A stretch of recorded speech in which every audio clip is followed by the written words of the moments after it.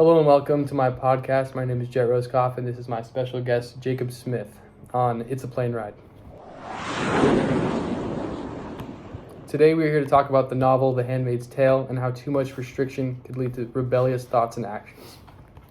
Our guest here today has never read the novel, but he will explain how he feels after hearing the way certain people are treated in it and give us some insight on why the result of restrictions affects their decisions and how this might resemble to something in their real life. In The Handmaid's Tale, the handmaids are the most restricted females. They are basically only allowed to do things that will be helpful and necessary to have a child. The other women are given jobs like teaching the handmaids what to do, which are the aunts, or cooking and cleaning, which are the Marthas, or knitting, gardening, or anything else, which are the wives. The women aren't allowed to handle a gun or enforce authority over a man in any way.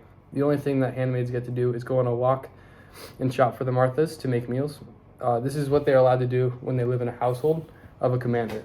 A commander is the highest rank we read about in the novel. Before they go to live in the household, they are taught how to act and live as a woman in Gilead, which is where the story takes place. So basically where they are in Gilead at the start is a private school, a strict private school where this is where most of the rebellious thoughts and actions happen. What do you think about the restrictions in the novel? Well, I think that they are pretty tough on the women, and it sounds like the rules that they have to follow are probably hard to follow. But if they have a desire to become who it is that they're trying to become by being there, then they're going to work hard to try to follow them. But it sounds pretty tough. The first rebellious thoughts we read about in this novel are from the main character, who is a handmaid. Her name is Offred, which means of Fred, and Fred is the commander that is in charge of her. Each handmaid takes the name of their commander when they enter the household. Offred constantly thinks about doing something rebellious, but the first physical action of rebellion we see in the book is Offred's best friend Moira trying to escape the school by holding one of the aunts hostage with a sharp object and then stealing her clothes just to walk out. Moira and Offred are very different in the way they see rebellion, but that doesn't change the fact that they're both under the same restrictions.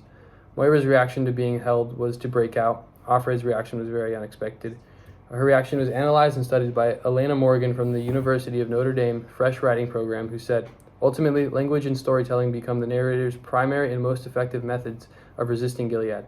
Through her storytelling, the narrator of The Handmaid's Tale obtains the power to proclaim her identity and rewrite history, allowing her to become the most influential rebel in Gilead's time."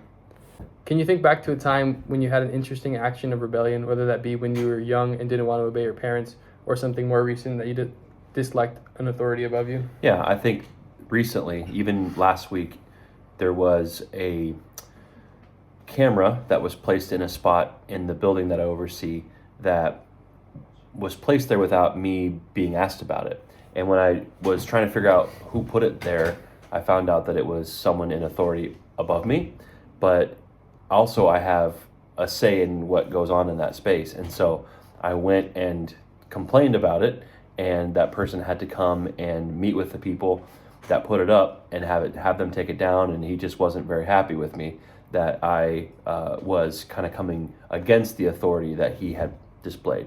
However, I stood up for what I thought was right because it's the space that I oversee. But it was a difficult moment because they had done all this work to get all these things set up for that to happen, and then I came in at the last second and said I didn't want it there. And so it was a difficult interaction between me and the authority that was over me. So where exactly was the camera, and why didn't you really like it there? The camera was placed in the center of the lobby.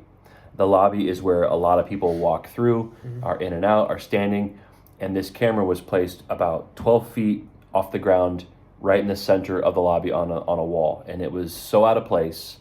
You know, when you look at a security camera, you want it to be way high up for no one to notice, and it was just ridiculously low. 12 feet sounds high, but when you think about it, a basketball hoop is 10 feet, it's not that high. And so that's why there was conflict over it, because they had put that there without talking to me first, which I felt like was out of place. Even though the person that made that decision is an authority over me, but I knew I had to speak up about it. So that's why I had that problem, is because I felt like it was in the wrong spot. All right. So the main point of diving into this topic is to reveal that you can put restrictions on people, specifically women in this case, with the book, but it won't work out because they will be motivated to rebel. Kind of like how, I wouldn't say you rebelled, but you Right. had to make a decision, whether it be physically like Moira or mentally and intellectually like Offred. What do you think about the restrictions and the results of them based on what you've heard so far, and how does this happen in the real world? The restrictions in the book? Yeah. It seems, again, I said it a little bit earlier, but I think as I've gotten to know a little bit more about the story, that there are some real tight restrictions on Moira. And it seems like the restrictions are so tight that if she doesn't follow them perfectly, that it looks like rebellion, first of all. But second of all, it hasn't given her the desire to make those choices on her own, where maybe one or two or three options are presented. Hey, make the wise choice here. It's not like that. It's her being told what to do, which sometimes is good. Sometimes we want that, but other times we want to be able to interpret what is in front of us. Yeah. And that would cause, I think it would cause a greater obedience when you get to show your responsibility and choose. And that's true in the real world. It's true in every job. It's true on the road. You know, like when you see that speed limit sign and it's 55 and everyone else is going 70, it's a choice that you have to make. But I think in the end, we want to make decisions that are good and wise and smart, but also we want to feel free to make them on our own and not be always told what to do. In some cases, you have to be told. We would probably call that the law. In other scenarios that aren't the law, where your boss makes up some sort of rule that is ridiculous, you just feel stuck in a box, and naturally you want to rebel from that. But you do have a choice. You can either obey or you can rebel, or somewhere in between, which is to have a good relationship with your person that oversees you and talk through some of these things. And so, but I definitely think this kind of stuff from what I'm hearing you say about the book, this kind of stuff happens every day in the real world. Well, you heard it here first, folks. Thank you for listening. I hope you can understand why putting restrictions on people will only make them pursue and rebel. I'm Jet Roskoff. This is Jacob Smith on It's a Plane Ride, signing off from NHETV.